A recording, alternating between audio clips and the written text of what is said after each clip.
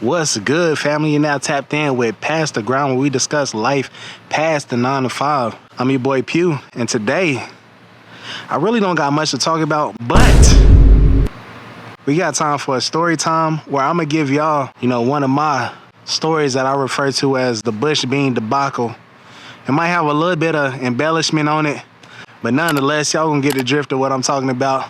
We gonna have a good time. I'm probably gonna water a little bit. We just gonna have a good time. That's really it. Let's get into it.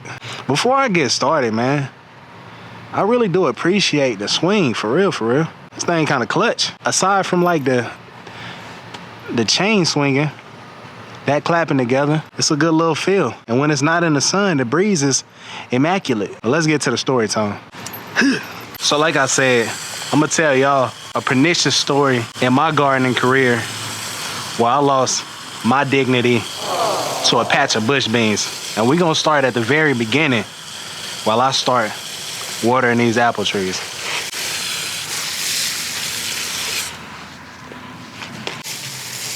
Some of y'all might say that I'm naive, but I had like this beautiful vision of flourishing,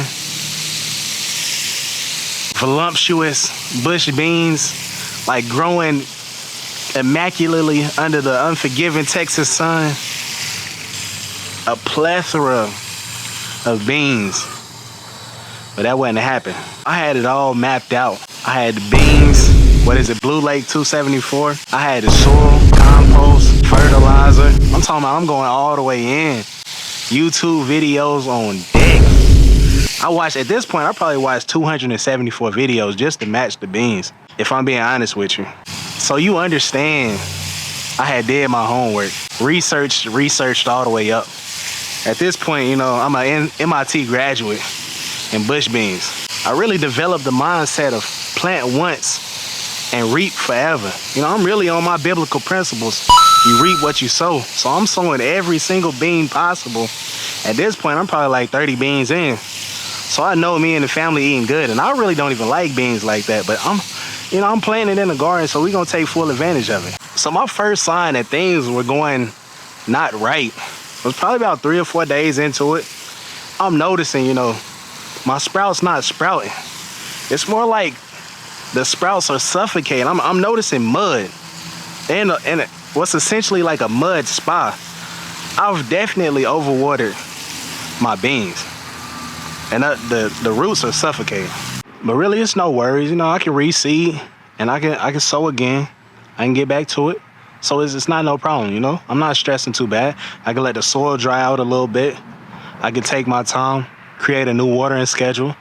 You know what I'm saying? I'm not too far into it, so I'm not worried too much. You know what I'm saying? It's okay. I can recover. So I reseed, I restart, and about 2 weeks go by. Beans sprouting, leaves taking off. We looking good. So essentially, I'm walking into the house. I'm giving my wife a TED talk about how to grow beans, how to garden. I'm telling her exactly what to do, because now I know what the process is. I know what it takes to garden.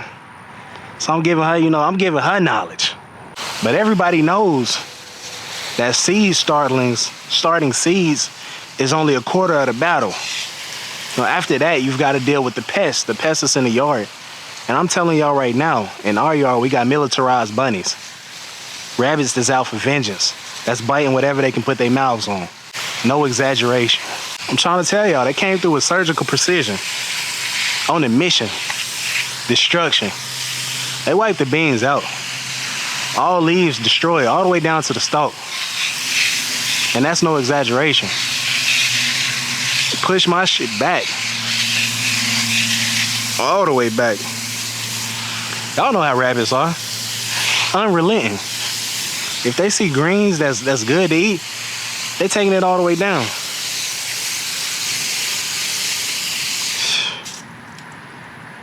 Depressing thinking about it.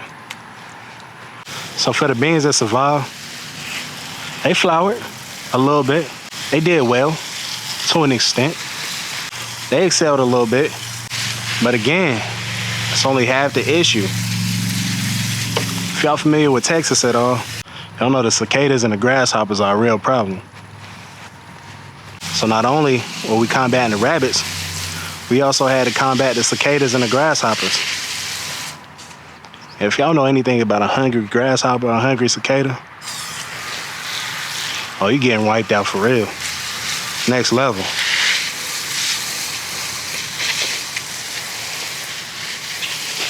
And they did just that. And I tell this story really to say, nature doesn't care about how much you try to prepare for the season, how diligent you are with giving your plants the best conditions possible. They don't care about how you fertilize, what your preparation looks like. They don't care about your soil pH. All of that is good. But to an extent, you still gotta beat nature. Still gotta be vigilant with the pests. And have fun with it for real. It's not the end of the day. We still got bush beans over there. Still trying at least. You know what I'm saying? We won't have no beans, but we still got some survivors. Have fun in your garden. Make the most of it. Reap what you can.